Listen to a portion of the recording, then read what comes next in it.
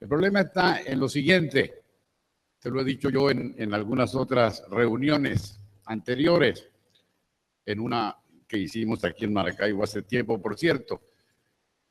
¿Qué fue la independencia? Aparte de la gesta de bronce que nos dibuja Martín Tovar y Tovar, fue una matazón pavorosa.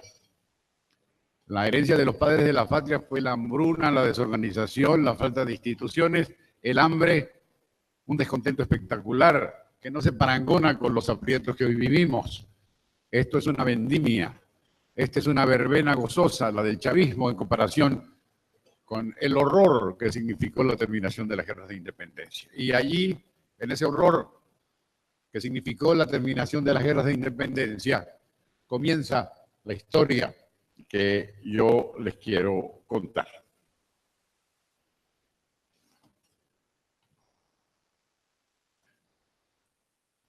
En primer lugar, dado que estábamos en guerra, no había alternativa para ocuparse de los problemas materiales. El asunto era de matar y de morir. No había otro remedio. Era la guerra, era la escabechina. En consecuencia, era muy difícil que los padres de la patria se sentaran a hablar de cosas distintas, especialmente cuando en 1813 un caballero muy famoso dijo contar con la muerte aun siendo indiferentes. Era cuestión de vida o muerte. Yo no voy a preocuparme de mi propiedad, yo no voy a preocuparme de mi riqueza, porque debo preocuparme por mi vida, especialmente si tengo la desdicha de ser hijo de españoles, por ejemplo. Si ustedes ven, por consiguiente, los materiales de la independencia, los grandes periódicos que circulan entonces, toparán con algo muy importante, que es la desatención del problema de la propiedad. La gran prensa que se inicia en Venezuela en 1811, y que es la precursora de todos los pensamientos en relación con la sociedad que estaba formándose, no se ocupa del tema por razones obvias. Hay un solo caso muy aislado que aparece en un periódico importante de la época de la prensa fundacional, el Mercurio Venezolano, en el número 2. El Mercurio Venezolano, que lo escribía Francisco Isnardi, lo redactaba Francisco Isnardi, se da la noticia siguiente: un moreno de Maturín ha experimentado en la corteza del moriche y ha producido, por un procedimiento especial, una tela comparable a un madrás ordinario. El gobierno de Cumaná, convencido de la ventajosa dirección que puede darse a tan recomendable esfuerzo, ha prometido auxiliar a su promovedor, pagándole los tejidos que presente a precios muy capaces de alentar su aplicación. Hay una se plantea la primera posibilidad de un vínculo entre un empresario del momento, un artesano que está produciendo un producto que puede tener interés colectivo, y el gobierno de Cumaná, o el gobierno naciente de la provincia, en este caso de Cumaná. Uy, se están ocupando de cosas importantes. Si ustedes ven el resto de la prensa, hasta la Fundación del Corredor del Orinoco, se van a encontrar con una referencia única y exclusiva, simplemente no porque eran tontos los próceres o porque eran superficiales, aquí me lo pones, sino simplemente porque estaban en el negocio de la guerra. También una referencia a la propiedad. Una sola referencia en relación con la propiedad se dará durante la Guerra de Independencia. Y la referencia sobre la propiedad la da uno de los letrados más importantes de entonces, que es el licenciado Miguel José Sanz, quien a su vez redacta un periódico esencial, seguramente el más rico en ideas que tenemos en la República, titulado El Semanario de Caracas. Pero lo que dice Sanz en el semanario en relación con la propiedad tiene que ver con los derechos ciudadanos que van a ejercerse en el futuro y no sobre el valor de la propiedad per se. Tratando de nuestra felicidad, dice el licenciado Sanz, solo el pueblo soberano, miren cómo suenan esas palabras, las inventaron de esa época, solo el pueblo soberano puede conducirnos a ella. Pero este pueblo no es la multitud. Se forma únicamente por los propietarios. El habitante que nada posee es extranjero. El que posee en nuestro suelo y no reside en él, también es extranjero. Solo el que posee y reside es parte del pueblo. Y en esta cualidad tiene voz activa o pasiva, o tiene intervención en la formación de las leyes y en su ejecución. Más adelante, agrega Sanz, a Locke, influyente pensador inglés que ustedes conocen. Es una posición generalmente admitida que la conservación de las propiedades fue uno de los principales motivos con que los hombres se unieron civilmente, con que establecieron sus leyes y fundaron sus estados. Aquí se aferra a Rousseau también, que lo decía en el contrato social. No hay más referencias a la propiedad entre 1811 y 1826, 1827. ¿Por qué motivos? Hablo de propiedad porque se supone que es algo que nos incumbe a todos y especialmente a los que me están oyendo. En primer lugar, por lo que traté de apuntar antes, estamos en guerra. Y el asunto no es sino salvarme. Yo veré cómo hago después. Así como dicen, esto se va para petear, esperemos la transición. Esto también es lo mismo. Esta puede ser una explicación. Pero hay otra muy importante. La propiedad que se detenta en Venezuela hasta los comienzos de la República es la propiedad feudal. Es decir, la tenencia de bienes materiales que no dependen del esfuerzo ni del emprendimiento, sino de la voluntad del rey. El rey, en cuanto tú eres soporte del trono y soporte de la madre iglesia, te concede una merced, que es la merced de la propiedad, que se transmite por mandato divino generación tras generación. Y que haga usted trabajo o no haga, da lo mismo. Eso es suyo de usted. Si eso está proclamado por la madre iglesia y está ejecutado por el rey, probablemente sea innecesario ponerse a plantear semejante situación. Pero es que son republicanos, relativamente. Eso hay que mirarlo también con cuidado. Los padres de la patria son republicanos a medias por el hecho de que son aristócratas plenamente y porque han disfrutado de la propiedad feudal. Es, por consiguiente, absurdo convertir el asunto propiedad en un tema de opinión y de conversación, porque puede ser que la situación se complique y porque además así está establecido por las costumbres. Esto está respaldado en la teoría del concierto social de la Iglesia Católica que viene de la Edad Media. El fundamento de la cohabitación es el concierto, la armonía social. Y la armonía social depende de que las cosas no se modifiquen, especialmente el papel de los hombres, cuya manifestación en la vida es irreductible como son irreductibles las cosas de la naturaleza. Así, por ejemplo, la piedra seguirá siendo piedra hasta el fin de los tiempos. La mata de guayaba seguirá siendo mata de guayaba hasta el fin de los tiempos. ¿Y qué sucede con nosotros, Santo Tomás? Con ustedes sucede lo mismo. El que nace pobre muere pobre. El que nace siervo muere siervo.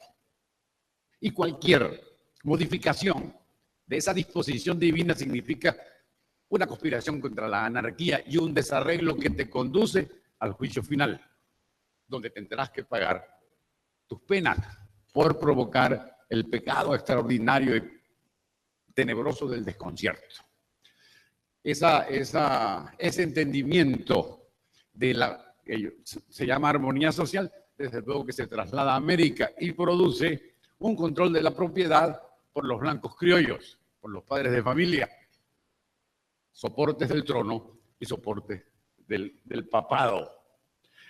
De allí que no sea tema de discusión, porque todavía el propietario que obtiene su propiedad por otros caminos distintos no tiene participación todavía en la vida venezolana. Uno de los documentos más importantes sobre ese particular lo escribió papá. Ya les voy a leer lo que escribió papá en 1815, en una cartica que nos mandó y que todos conocemos y que a lo mejor no hemos leído con detenimiento. La carta de Jamaica. Papá la escribió en 1815 y tocó este tema de la siguiente manera. El emperador Carlos V, voy a leer textualmente a Bolívar, formó un pacto que, como dice Guerra, es nuestro contrato social. Guerra es el famoso pensador mexicano, sacerdote muy rico y muy blanco criollo, Fray Servando Teresa de Mier, a quien él había leído en Caracas y a quien cita de memoria en Jamaica porque no tenía biblioteca. El emperador Carlos V formó un pacto con los descubridores, conquistadores y pobladores de América, que, como dice Guerra, es nuestro contrato social. No es Rousseau, es Guerra. Los reyes de España convinieron solemnemente con ellos, con nuestros padres, con nuestros primeros conquistadores y pobladores, que ellos lo ejecutasen por su cuenta y riesgo, prohibiéndoles hacerlo a costa de la Real Hacienda. Y por esta razón se les concedía que fuesen señores de la tierra, que organizasen la administración y ejerciesen la judicatura en apelación, con muchas otras exenciones y privilegios que serían prolijos detallar. El rey se comprometió a no enajenar jamás las provincias y las tierras americanas, siendo una especie de propiedad feudal la que allí tenían los conquistadores, para sí y para sus descendientes. El que está hablando es, por supuesto, un descendiente, porque él es hijo de Simón Bolívar, el joven, el primero de la estirpe que se estableció en Venezuela finales del XVI, principios del XVII. Aquí se justifica, aquí se puede explicar la desatención del problema propiedad. El problema propiedad no importa porque es una herencia indiscutible de los mantuanos, y justo por la traición del supuesto contrato social en relación con la propiedad de la tierra entendida como propiedad feudal, hacemos la guerra. Aquí no hay explicación revolucionaria, aquí no está Rousseau, aquí no está la libertad y el fraternité. Aquí está el respeto de la tradición que obliga a que cada quien permanezca en su lugar para beneficio de la armonía hasta el fin de los siglos. Estamos en 1815, pero ¿qué pasa entonces, pese a lo que dice papá? Cosas muy importantes que todos conocemos. En primer lugar, los varones de la tierra desaparecen. Para bien o para mal, se los come la guerra. Todo ha cambiado. Nada es de lo que fue, le dice Bolívar a su tío Esteban Palacios en 1827. Ese nada es de lo que fue significa que todos, y dice, nuestras casas, nuestros hogares, nuestros familiares, sus huesos están regados en los desiertos de Venezuela. Eso es cierto, pero para lo que nos importa en relación con nuestro tema es el hecho de que esa propiedad feudal deja de ser feudal porque no tiene señor feudal. Se los llevó la chingada, como dicen en México. La guerra los acabó. Dios es grande y misericordioso. Hubo una desarmonía, Alá es grande y misericordioso, una desarmonía social que conduce a la desaparición de ellos y por consiguiente a la necesidad de replantear un problema histórico que jamás se había planteado. Agréguenle a esto las medidas oficiales, de las cuales hay información precisa, que son perjudiciales a la tierra según era la tenencia de naturaleza feudal, para utilizar la frase de Simón Bolívar. Los primeros secuestros de tierras de los patriotas, de los republicanos, fueron ordenados en 1813 por Domingo Monteverde. Bolívar, cuando viene así tan bonito y tan caritativo en 1814, también se zampa su decreto de expropiación de los bienes de los realistas. Ese es en el año 14. En el año 13 también. Y Salvador Moxó, al año siguiente, en nombre de la regencia, en nombre del rey, mejor dicho, ordena una nueva oleada de secuestros. Son situaciones dispuestas por las autoridades de turno que comienzan a lesionar el entendimiento que se tenía de la propiedad entonces. Pero hay otra cosa muy más importante, que es la siguiente: la desarmonía se rompe por los hechos.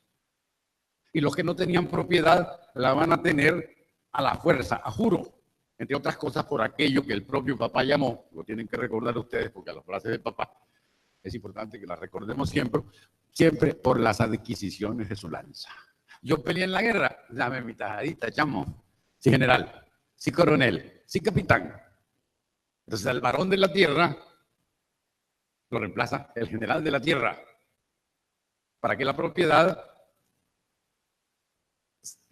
caiga en una metamorfosis simplemente y en principio por el hecho de quiénes son ahora sus detentadores. Pero también alrededor de la propiedad pulula lo que se llamaba antes la sociedad estamentaria. Los estamentos se rompen por los hechos, por el huracán de la guerra, y cada quien coge calle.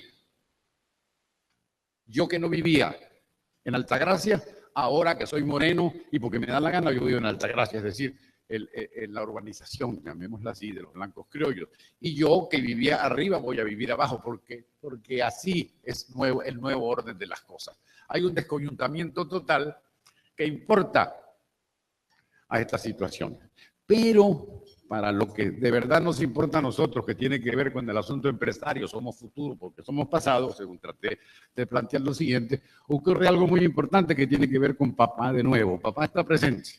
En 1813, todos lo sabemos, todos nos hemos felicitado por eso, Bolívar da el decreto de guerra-muerte. Sabemos lo que pasó relativamente. Hay un grupo de muchachos, jóvenes todos, unos 50, unos 80 muchachos de todos los lugares, especialmente de Caracas, que tienen un pecado grave. Son hijos de españoles. ¿Qué hacen los papás?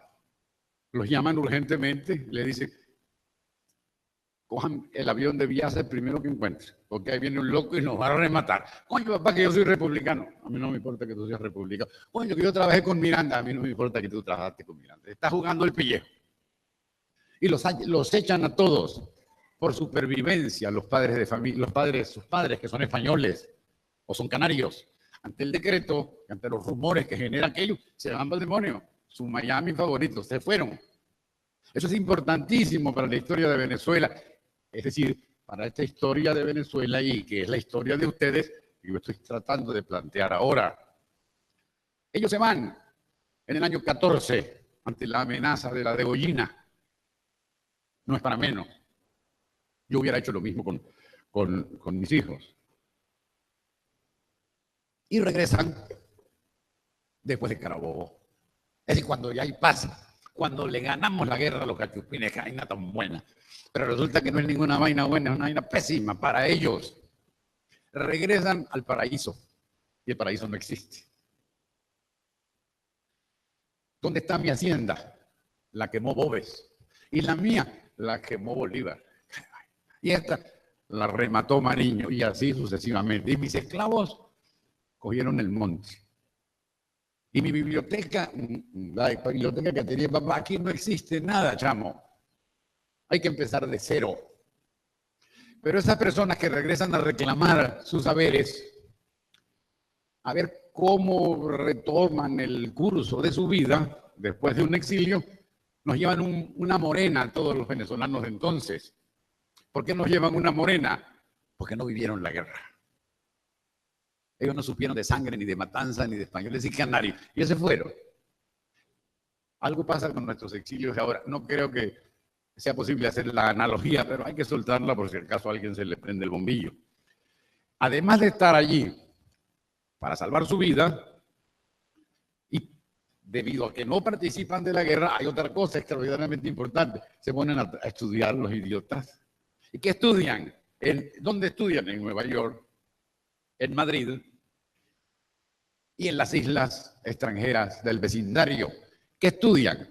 Pues lo que no podemos estudiar nosotros, liberalismo. Y saben lo que está pasando en el mundo y cómo se está moviendo el problema de la creación y la distribución de la riqueza en el mundo. Esos muchachos, que son muchos y muy importantes, se llaman los liberales godos. Son godos, o se les dice godos porque son hijos de godos, hijos de españoles, y son liberales porque ya eran republicanos cuando salieron a los 17, 18 años, y ahora son republicanos de pupitre, de lecturas, etcétera, etcétera. Esa gente que regresa al paraíso y ve que no existe, ¿qué hace? Algo muy importante, se mete las manos en el bolsillo. Venezuela existe cuando uno se mete la mano en el bolsillo. Eso lo voy a decir contra los patriotas y contra las estatuas. Aquí no hay patria hasta que la gente no se mete la mano en el bolsillo. Pero no yo solo, sino un grupo de personas que no tienen nada en el bolsillo. Porque el destino, o porque la guerra, o porque la libertad, o porque Bolívar se los mandó al demonio. La razón sea cualquiera, pero lo importante es que todo lo que habían cosechado sus padres se los tragó la guerra. Se fueron al tremedal. ¿Qué hace esa gente? Algo extraordinariamente importante para la historia de Venezuela, pero también para el punto que nos toca de los empresarios y de la propiedad. En relación con la historia de Venezuela dicen, esto marcha muy mal. Yo tengo que arreglar este problema de mi título de propiedad y tengo que ir a Bogotá. Oye, pero yo vivo en Guanare, chamo. ¿Cómo voy yo a ir de Guanare a Bogotá a arreglar este peo? Oye, lo mío es peor, yo vivo en Cumaná, chamo. Y tengo que ir a la Suprema Corte, que también está en Bogotá, a ver cómo arreglo estos papeles. Bueno, te confiesas, y dejas un testamento y que la suerte te acompañe. Así sucesivamente. Eso provoca el crecimiento del germen del nacionalismo venezolano. El nacionalismo venezolano no contra España, al rey ya no existe, contra Bolívar y contra Colombia. Es una maravilla que eso suceda. ¿Por qué? Porque la gente creció, porque el hambre los hizo crecer, porque se levantaron por primera vez de la cama con una idea concreta. El 4 de julio de 1811, el diputado Luis López Méndez dice en la Cámara, ¿qué va a pasar aquí? Ay, yo no sé, un hombre decente y serio. Me acuesto con una idea y amanezco con otra al día siguiente. Eso lo dijo el 3 de julio y la independencia la declaramos el 5. Estos no están vacilando. Primero porque no están contaminados con la sangre de la guerra. En segundo lugar, porque tienen pupitre, tienen libro, tienen grandes lecturas que los obligan a tocar tierra. La historia de Venezuela republicana empieza cuando los venezolanos tocamos tierra. Y los que tocan tierra en 1827, 1828 son los propietarios que no tienen en qué caerse muertos. Y dicen, este no es peor de Rousseau. A mí no me interesa Montesquieu. A mí me interesa cómo parapeteo esta finca, coño. Y cómo vuelvo a recuperar a los negros esclavos. Yo no puedo ir a Bogotá a atender este asunto. Yo lo tengo que atender aquí. Yo voy a ver cómo, desde mi perspectiva de limitación y de pobreza, recobro mi vida y recobro mi destino. Una cosa absolutamente humana, absolutamente comprensible, que es despreciada por la historia posterior. Todo lo que hicimos nosotros, dicen los lectores o los investigadores de la historia, desde el siglo XIX hasta Chávez, fue traición a Bolívar. Fue el crimen del parricidio. Matamos al padre para convertirnos en venezolanos. Pero qué cosa tan estúpida.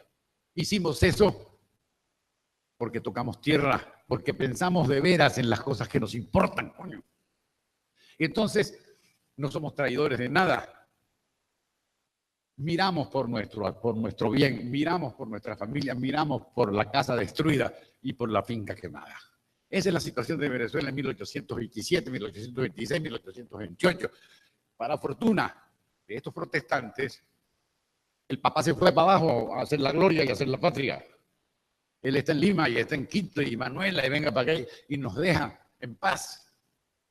Y nosotros podemos pensar con mucho más detalle lo que tenemos que hacer, es decir, los propietarios quebrados. ¿Y qué hacen los propietarios quebrados? En primer lugar, se organizan, se sientan. Carlos Fernández lo dijo esta mañana, pero muy de pasada. Yo perdí mi finca, yo perdí aquello, yo perdí lo otro. Pues, ¿y por qué no nos sentamos a conversar? Nos echamos un palito allí. Muy bien. Se echaron su primer cocuy del retorno y empezaron a inventar vainas. ¿Y qué sale de ese gran invento de vainas? La Sociedad Económica de Amigos del País. Todos los que están quebrados, todos los que están muertos de hambre, se reúnen a ver cómo levantan cabeza. Pero resulta que esos señores que se sientan a hacer eso no es Elías Pino ni Pedro Pensini, es José María Vargas, es Tomás Lander, es Domingo Briceño. Unos 50 pensadores brillantes, Antonio Leocadio Guzmán, 50 eminentes muchachos que no solo quieren buscarse la vida y el dinero, sino que tienen un pensamiento liberal moderno que hay que implantarlo porque todavía no se ha implantado, y comienzan algo muy importante que es la crítica de Colombia. Colombia es la repetición de la colonia, de Colombia. Colombia es la repetición de la colonia retocada. Los mismos marqueses y los mismos duques con cargos distintos, y el mismo rey con nombre de presidente de la República. Eso provoca algo también novedosísimo en Venezuela, que es la primera gran polémica sobre nuestro destino. Aquí no hay polémica sobre nuestro destino, sino ahora, cuando la realidad se te echa en la cara y tienes que atenderla. Y estos muchachos, entonces, fundan la Sociedad Económica de Amigos del País, pero requieren un apoyo, un callado, alguien que los ayude con esto, pobres muchachos. ¿Y quién va a ser? Está facilito, dijo uno de ellos, el general Páez. ¿Y por qué Páez? Y resulta que Páez no ha hecho también la vaina de la guerra, coño, porque Páez está rico, poderoso, weón. ¿Cómo va a ser? Las grandes propiedades de los marqueses le tocaron a Páez, coño, ¿verdad? Y fulanito, el coronel, lo llaman. Mire, general, esto es un problema de propiedad. Y de otra cosa que usted no se imagina. La felicidad colectiva depende de la propiedad. Y Páez dice, no me jodas. Sí, señor. Le explican aquello y Páez, que era muy perspicaz, dice, yo le echo bola. Y se funda la Sociedad Económica de Amigos del País. Y esa historia hay que contarla así. No es la de la estatua, sino la del agricultor muerto de hambre que va a ver al jefe grande, que sigue siendo jefe grande, pero que se le parece mucho, porque ahora es un hombre muy rico y muy culto. Páez está en la ópera, Páez baila minué, ya dejó el joropo y esas vainas. Es un hombre de primera. Mire, general, esta es la situación, y pues háganlo. Y saca un comunicado muy famoso, dice, convoco a la casa de mi morada a todos los hombres de oficio decente y conocido para cambiar el rumbo de la patria. Los hombres de oficio decente y conocido son los propietarios que ahora ya se presentan y sale Fede Cámara, la Sociedad Económica de Amigos del País. En serio, aplaudan mejor.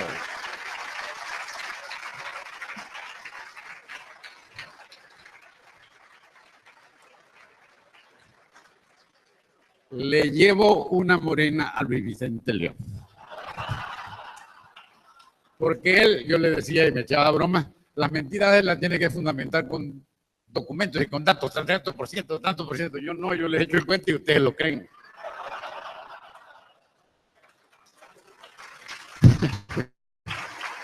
Ya.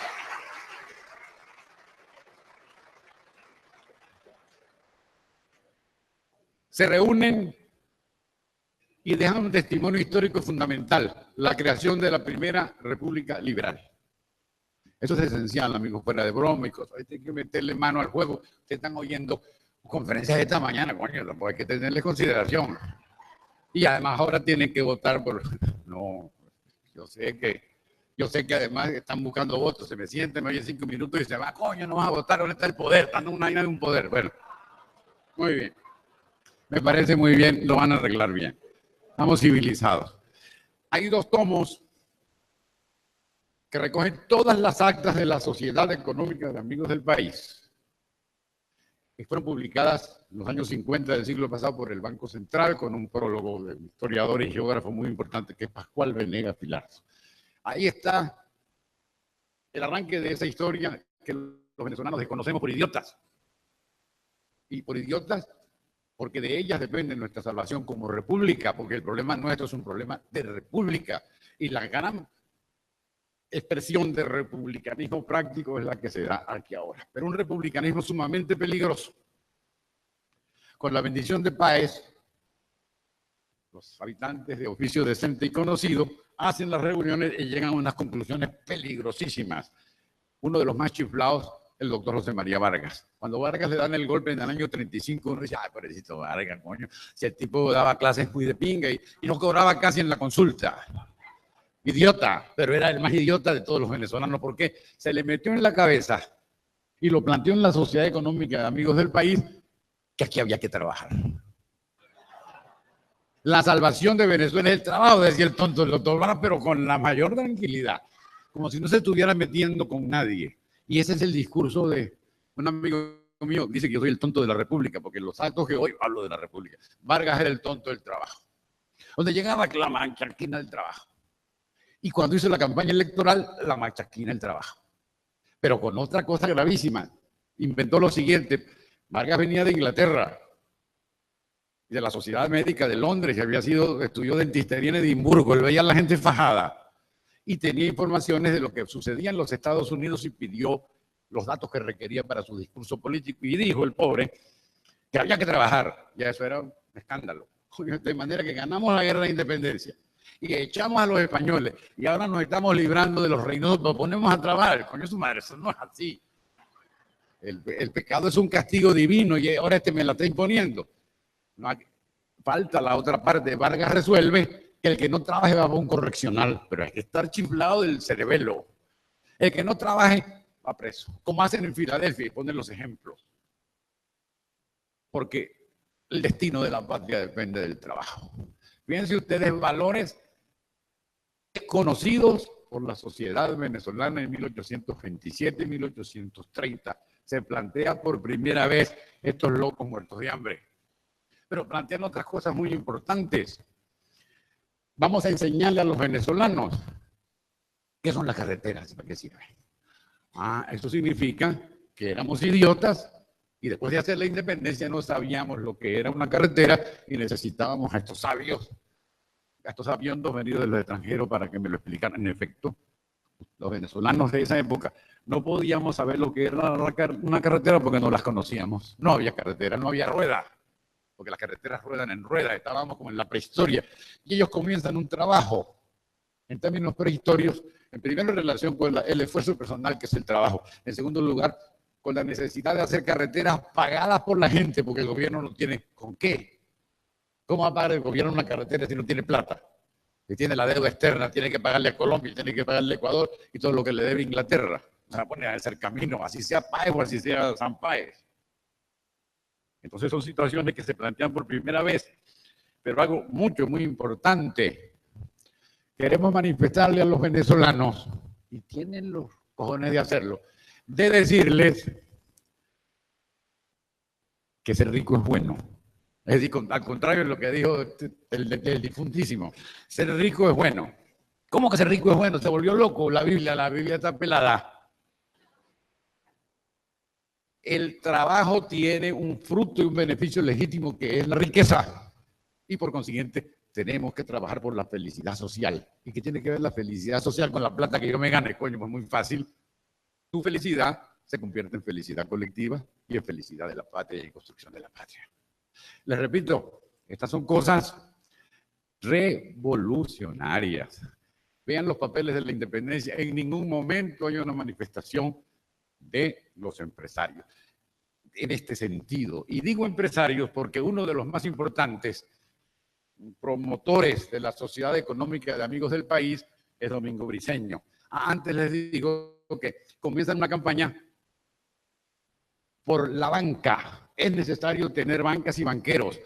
Entonces le voy a explicar a usted, idiota, qué es un banco y un banquero. Porque yo sé que usted no es idiota, sino ignorante. Como nunca ha sabido de eso, ok. Y que ganar plata no es pecado. Y que si el banquero gana plata, hace un servicio social. Y la gente dice, realmente aquí está pasando algo muy serio. Pero agregan algo fundamental. Voy a leer primero lo de Briceño de nuevo. Eso sí tiene que ver directamente con lo nuestro. Somos empresarios, somos futuros, somos pasados. Figuraos por un momento a Venezuela, dice la Sociedad Económica de Amigos del País. Figuraos por un momento a Venezuela unida y animada por el espíritu de empresa. Primera vez que se utiliza la palabra en Venezuela, en un acto público que va a tener divulgación, los vocablos espíritu de empresa. Figuraos por un momento a Venezuela unida y animada por el espíritu de empresa, marchando por la nueva ruta que abre el patriotismo, es el vínculo que establece. Espíritu de empresa, patria, destino de la patria. Y vosotros veréis correr los caudales particulares, si la plata de ustedes, a colocarse en obras públicas para limpiar los puertos, formar los muelles, construir acueductos, secar las ciénagas, excavar canales, allanar caminos, establecer bancos, abrir bazares. Plantea la necesidad de la utilización de los talentos particulares para la fábrica de un país distinto. Y todo eso lo arropa bajo los vocablos espíritu de empresa. Pero resulta que eso causa mucho revuelo porque la gente no sabe ni tiene por qué saber que es espíritu de empresa. Y comienzan un trabajo de rudimentos, es decir, de irle al niño chiquito, es decir, irle al venezolano, al destinatario de este mensaje, como si fuera niño chiquito, a explicarle las cosas según el sistema del catecismo.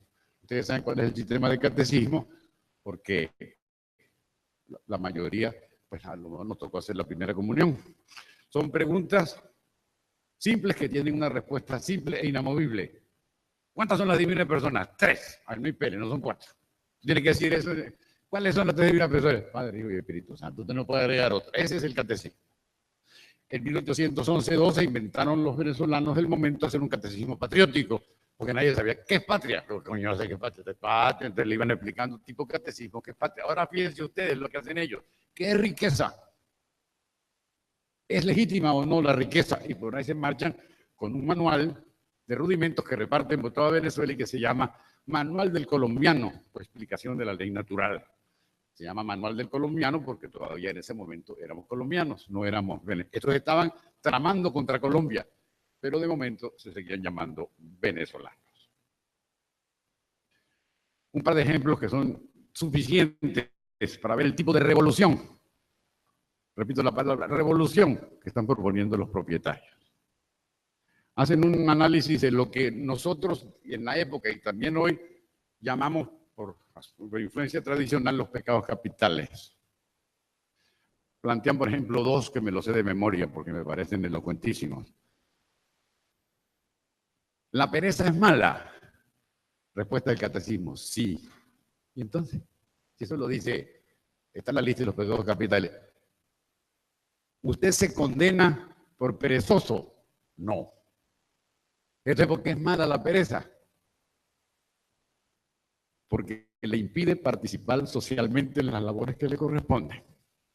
Porque no se ocupa del prójimo ni de usted mismo.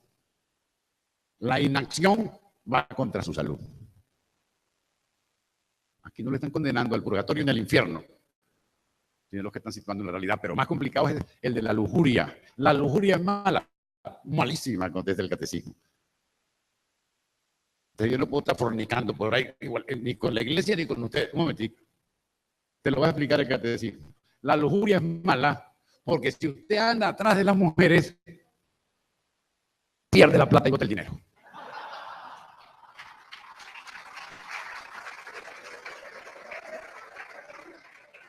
La verdad verdadera.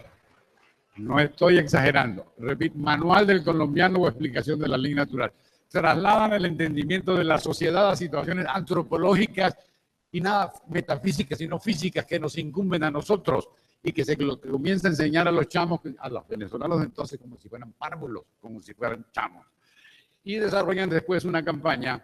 Di esos ejemplos porque son muy elocuentes. Una gente que catalogue así la lujuria y la pereza está en otro escalón social. Está muy arriba, en una cúspide del entendimiento de los problemas de su época, y eso no lo planteó la Carta de Jamaica, ni el discurso de Angostura, ni Bolívar, ni ninguno. Los propietarios quebrados, que comienzan a hablar de una cosa que nadie sabía, que son las carreteras, y de otra cosa mucho más intrincada, que es el espíritu de empresa. Y plantean un problema que es parte de la jerga habitual nuestra, que es el problema de la productividad. Y aquí sí, tratan de ponerle el cascabel al gato. Son enemigos de la sociedad los que debemos considerar como parásitos. Perfecto. ¿Cuál es el invento? Es que tenemos también la clasificación de los parásitos. Hay 2 tipos de parásitos. ¿Y quiénes son esos tipos de parásitos? Que usted debe mirar con mucho cuidado. Dicen estos señores en la sociedad económica. ¿Y quiénes son? Los militares y los curas. ¡Bingo! ¡Bingo! ¡Bingo! Esto es importantísimo. Extraordinariamente importante en términos históricos y en términos sociales. ¿Y por qué la iglesia, chicos? ¿Porque era realista? No.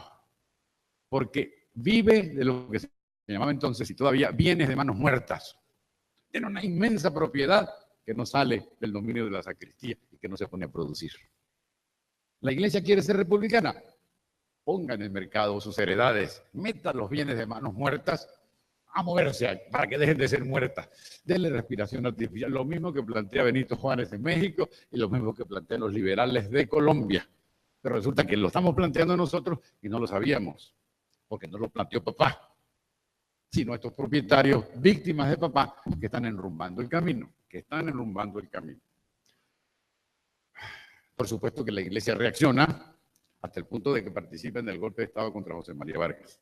Eso ya lo sabemos.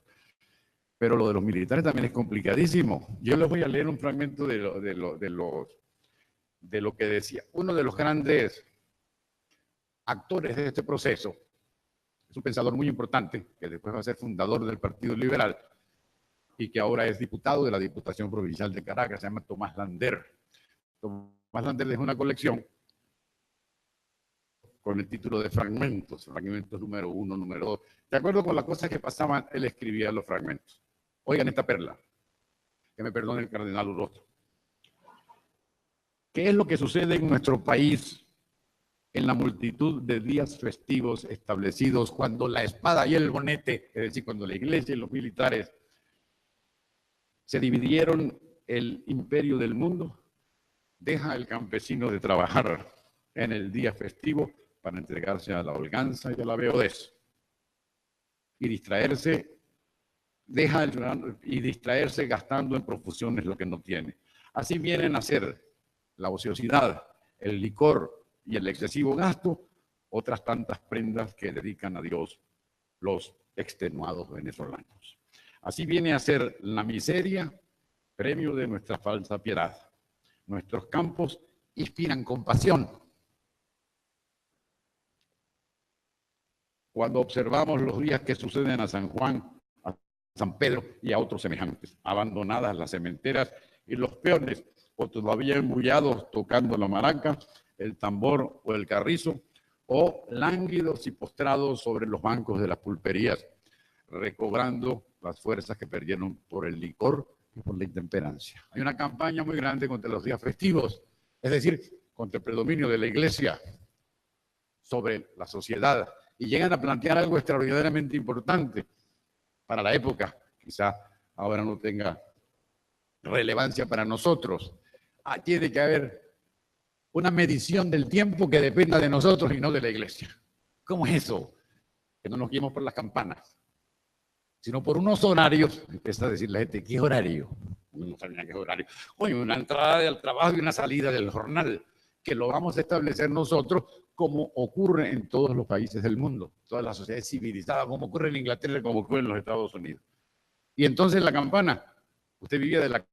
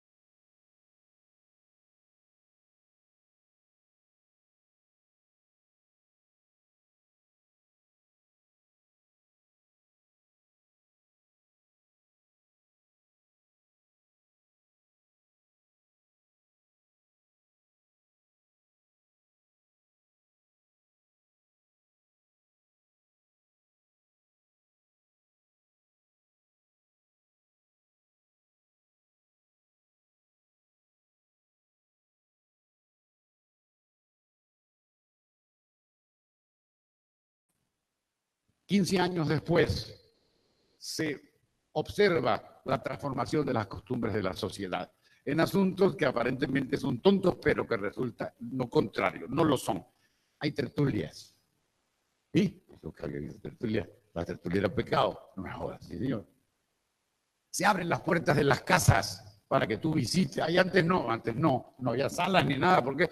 Porque las casas de familia eran templos del honor y podía salir alguna muchacha mal aconsejada de las visitas. Se abren las puertas, cambian las modas.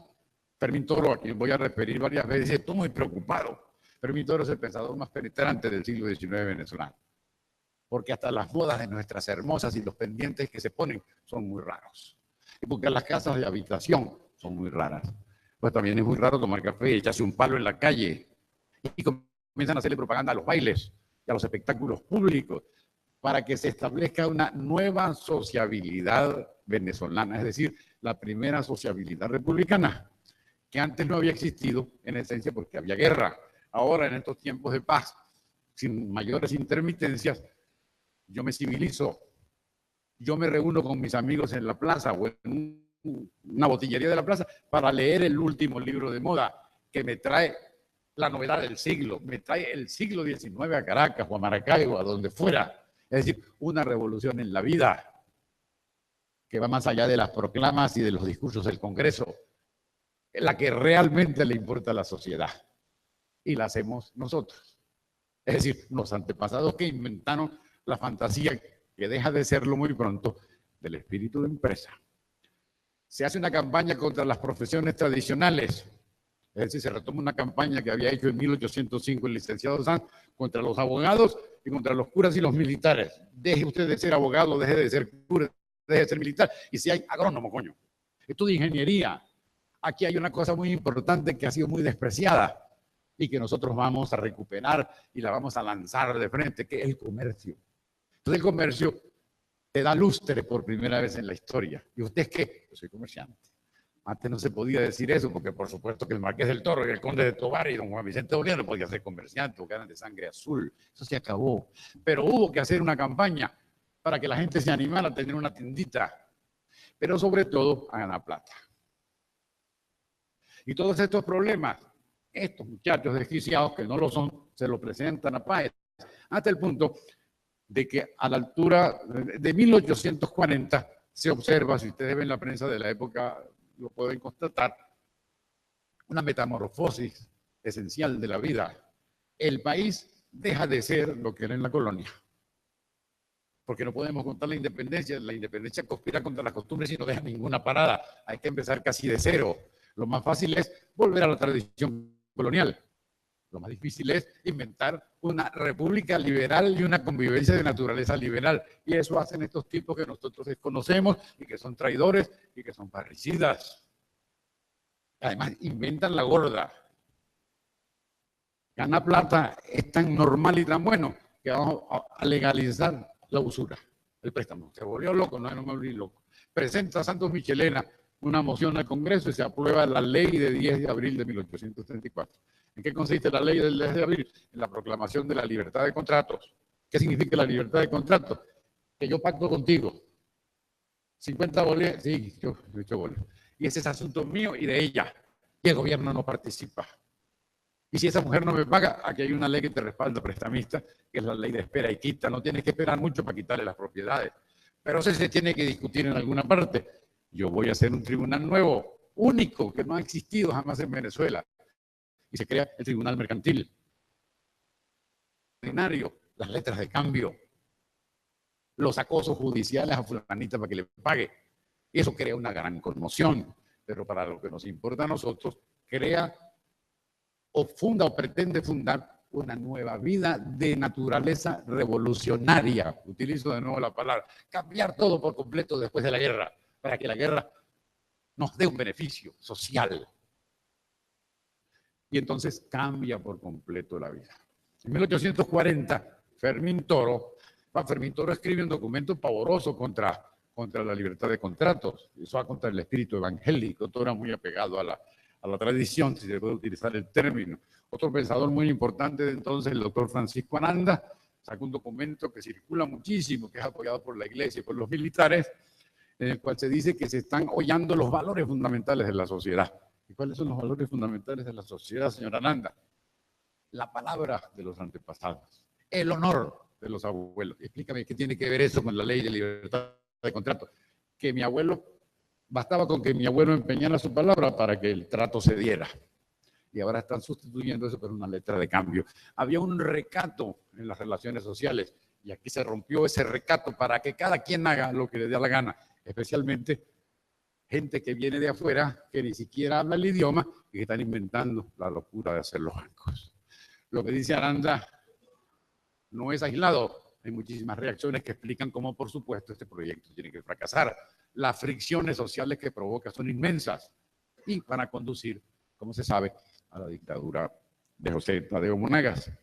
Pero volviendo a Fermín Toro, yo pienso que nos transmite confianza, le podemos dar todos los créditos, es decir, lo podemos considerar como un testigo fiel de la época. Cuando escribe las reflexiones sobre la ley del 10 de abril, que es su ensayo más famoso, dice en una parte, analizando los logros y los límites de lo que se ha vivido desde el año 30, dice lo siguiente, me lo sé de memoria: hemos creado un monstruo, hemos creado el hombre de negocios. Se lo dedico a ustedes, monstruos de ahora, que han tenido la paciencia de aguantarme. Muchas gracias.